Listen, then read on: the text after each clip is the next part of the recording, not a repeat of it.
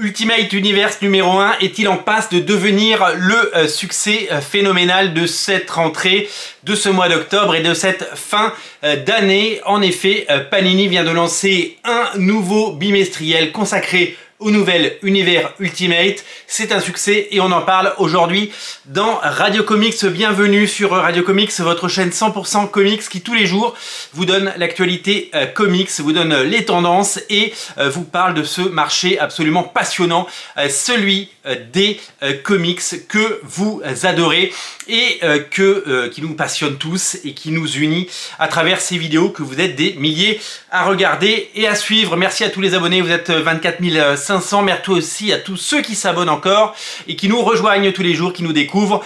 Aujourd'hui, donc, nous parlons du succès phénoménal de ce bouquin. C'est simple, je n'avais jamais vu depuis que je fais ces vidéos, dans mon ancienne vie de libraire, depuis que je lis des comics et que je suis sur les réseaux sociaux, autant d'engouement pour un softcover et pour une sortie. Il faut dire que cette sortie était attendue et savamment orchestrée par Panini. Le premier numéro est sorti aux États-Unis en janvier de Ultimate Spider-Man. Ça fait 10 mois qu'on attend cette version. L'Italie et l'Espagne ont eu droit dès le printemps. Ils ont eu les premiers numéros dès le printemps. Ils ont eu le droit de découvrir cette série bien avant nous, bien en amont.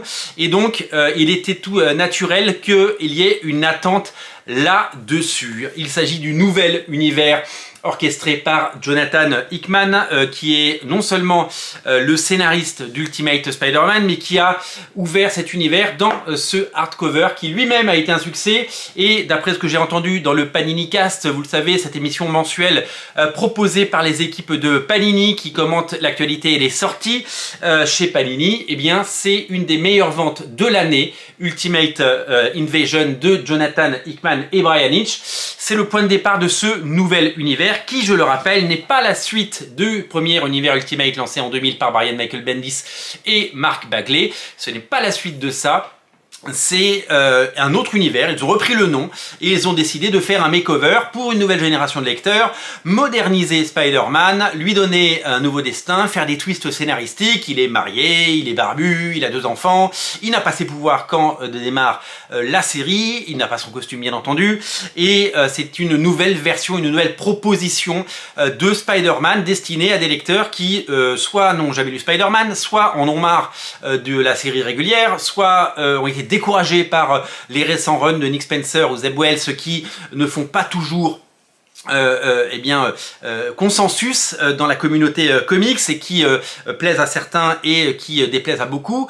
Donc cette nouvelle série Ultimate Spider-Man, qui est le fer de lance de ce nouvel univers Ultimate, et vous retrouverez 2 numéros dans ce premier numéro de Ultimate Universe, et bien c'est vraiment la série qui tire vers le haut tout cet univers. C'est un peu la tête de gondole, c'est un petit peu le premier de cordée, je dirais, qui tire tout le récit vers et le haut et qui fait en sorte que ce magazine, ce nouveau magazine est un succès.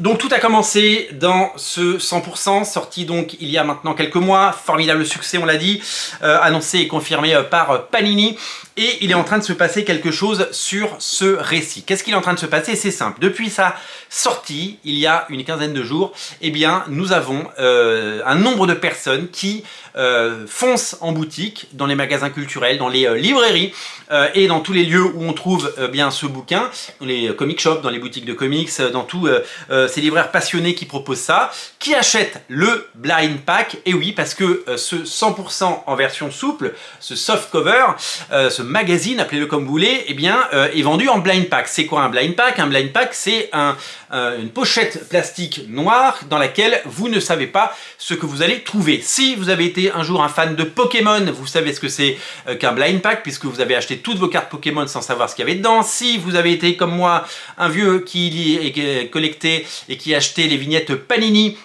que ce soit pour les mondiaux de football, et ça continue puisque à chaque compétition sportive il y a un album Panini bien entendu, et puis tous ceux qu'on a pu faire sur, je sais pas, Jace et les Conquérants de la Lumière par exemple, ou les Crados, et bien si vous avez collectionné ces stickers et que vous les avez collés, vous savez que quand en ouvrant la pochette vous ne savez pas ce qu'il y a dedans.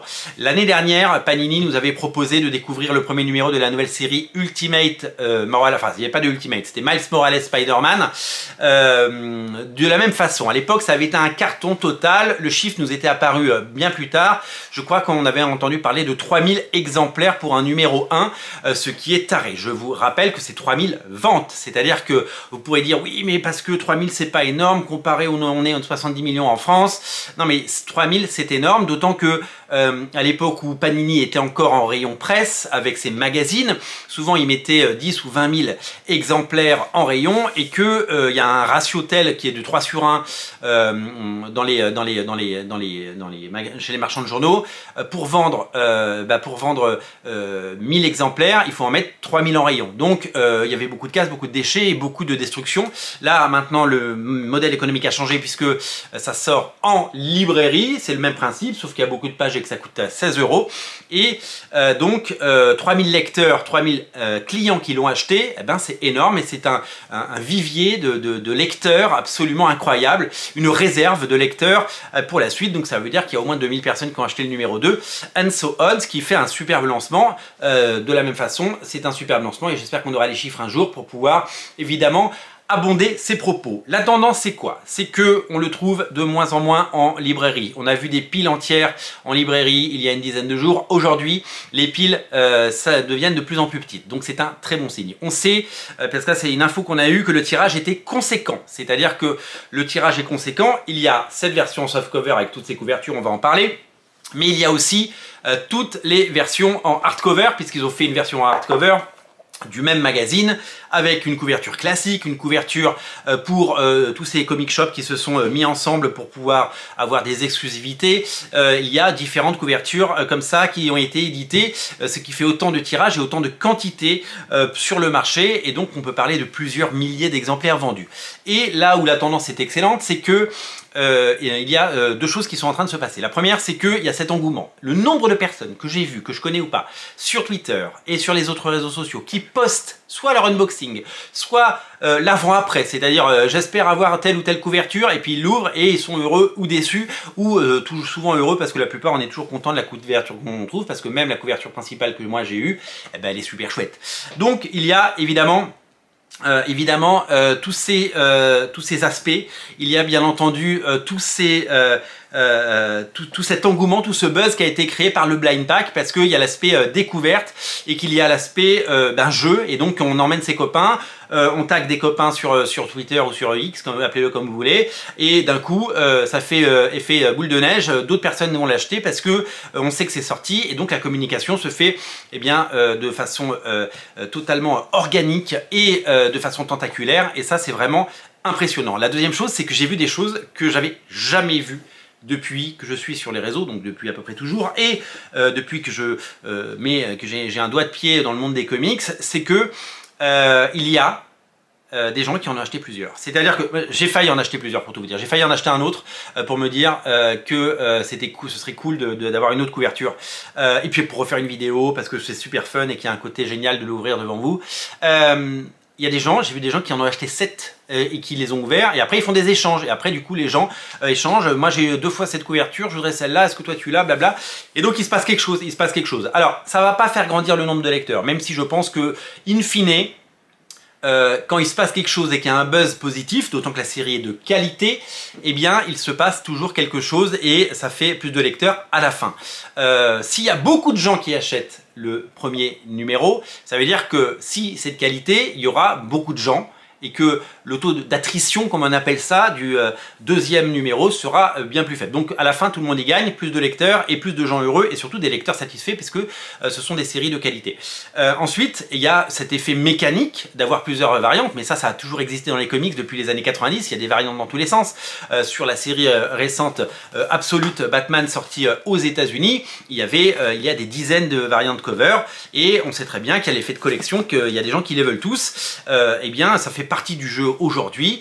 C'est comme quand dans n'importe quel marché, il y a des versions variantes, il y a des versions... c'est comme moi j'ai acheté il y a quelques années une Switch avec la Switch Yoshi. Elle coûtait 20 balles de plus et il y avait juste Yoshi dessus, elle était verte. C'était pas une Switch, c'était une Nintendo 3DS, pardon. Nintendo 3DS, j'ai juste payé 20 balles de plus, mais j'étais content. Et ben il faut laisser les gens, si les gens sont contents d'avoir des produits qui ne sont pas les mêmes, et cet effet collection il a toujours existé partout et il permet de rendre possible beaucoup de choses. Donc beaucoup de ventes, beaucoup de nouveaux lecteurs et un phénomène. Et alors, il ne faudrait pas que Panini le fasse tous les mois. Un blind pack tous les mois, ça n'aurait pas de sens. Mais une fois par an comme ça, ou une fois de temps en temps, c'est quelque chose qui, sur des titres ciblés et des titres aussi qualitatifs, peut servir et faire en sorte que les gens vont en boutique, qu'il se passe quelque chose. Ça anime. Et vous savez, dans toutes les émissions... je vous parle de l'animation des points de vente. C'est hyper important d'animer les points de vente, qu'il y ait des nouveautés, qu'il y ait des titres porteurs, qu'il y ait des grands titres, qu'il y ait des choses qui donnent envie aux gens de se déplacer et venir dépenser leur argent. Absolute Batman, eh bien les gens se déplacent. Ultimate Spider-Man en janvier aux États-Unis, les gens se sont déplacés. Moi j'ai fait en sorte d'être là le premier jour pour ne pas passer à côté, parce que je ne voulais pas me casser le nez, arriver en boutique et ne pas le trouver. Je voulais absolument l'avoir, je l'ai eu et je suis ravi de l'avoir eu. Donc c'est vraiment quelque chose de très important pour le marché et pour ce marché des comics que nous aimons tant. Rapidement, pour ceux qui ne savent pas ce qu'est Ultimate Universe, c'est donc le nouveau magazine qui sort une fois tous les 2 mois, donc bimestriel, qui propose, eh bien, dans ce premier temps, d'abord un one-shot en ouverture pour donc un numéro spécial pour découvrir l'ensemble de ce nouvel univers, hein, qui est la suite directe de ça. Et puis ensuite, vous avez 2 numéros de Ultimate Spider-Man, 2 numéros de Ultimate Spider-Man. Hop, je vais vous montrer Ultimate Spider-Man, voilà. Hop, là il a un costume noir. Ultimate Spider-Man par Jonathan Hickman et Marco Checchetto, les 2 premiers numéros. Sachez qu'il y en a 9 actuellement aux États-Unis. Ensuite, numéro de la nouvelle série Ultimate X-Men, qui est une autre proposition d'Ultimate X-Men qui se passe au Japon par Peach Momoko. La série trouve son public aux États-Unis et après les critiques du départ semble séduire un nombre grandissant de lecteurs. Et il y a des choses assez étonnantes, hein. Peach Momoko, on peut tout lui retirer sauf son talent.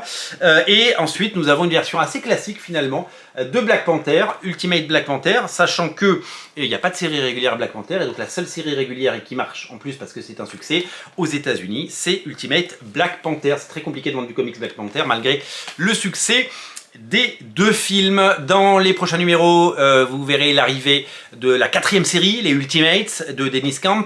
C'est une série qui est partie sur de très mauvais... le premier numéro ne m'avait pas du tout plu, j'avais fait une vidéo, j'ai eu envie de lire la suite parce qu'il y a des reviews qui sont très très bonnes pour la suite. Je vais m'y repencher et je vais reconsidérer parce que il n'y a que les imbéciles qui ne changent pas d'avis, bien entendu.